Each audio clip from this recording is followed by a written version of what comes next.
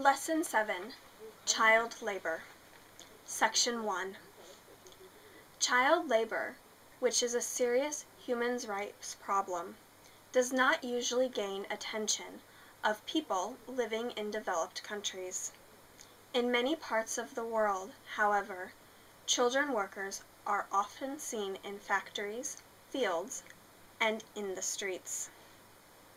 Children continue to be forced to work under bad conditions, low pay, long working hours, no health care, and improper food or homes.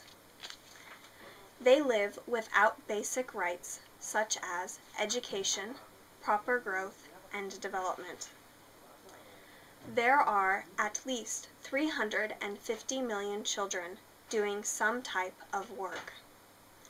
Of these, 211 million are aged 5 to 14.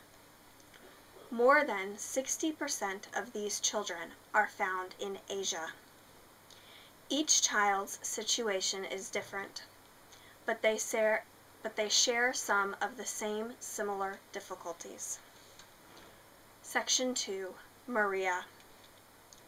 Tired after working all day, Maria rests and prepares for tomorrow's work.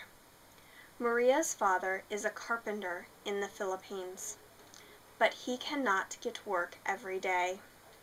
He receives money sometimes, but the next day or week he gets nothing.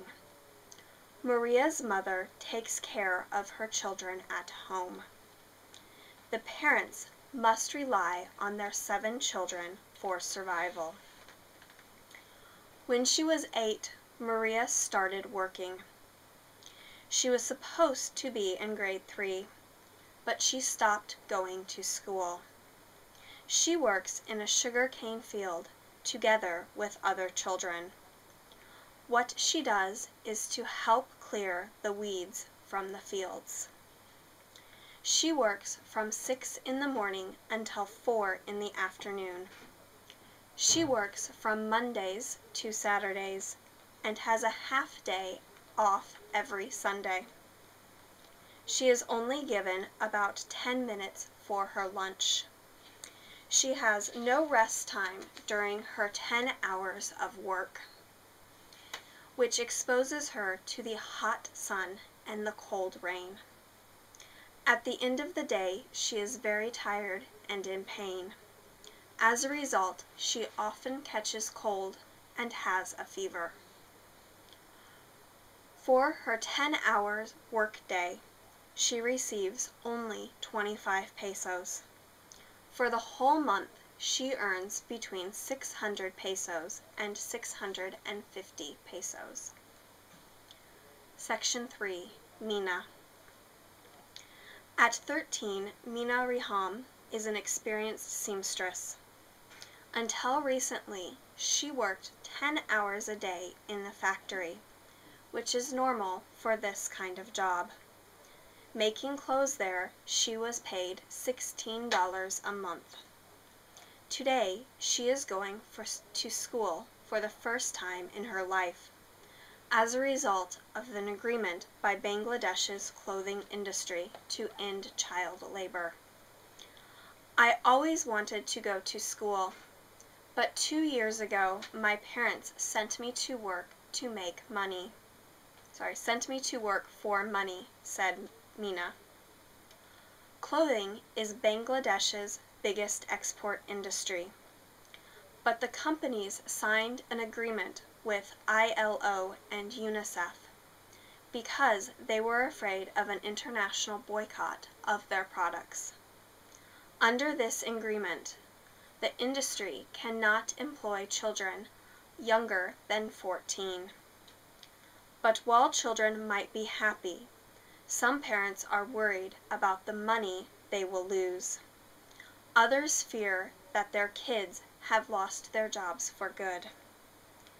Mina's father thinks the companies will not keep their promise to take children back after they complete the required education. I did not mind when they sent my child to school, he says. The question is if she will get her job back. Section 4. Soccer balls.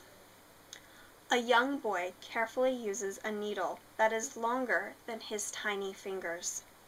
He stitches together pieces of a soccer ball. He sits in the corner of the hot shed for 12 hours. The majority of soccer balls are made in Pakistan, mostly in the Silkot region.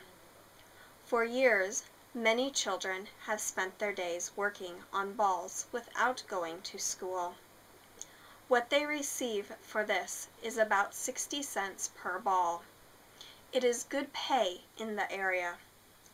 Parents don't want to give up the income to send their children to school. But a campaign to stop child labor has started. FIFA has announced a new policy. FIFA's seal on soccer balls guarantees the balls are the correct weight and size.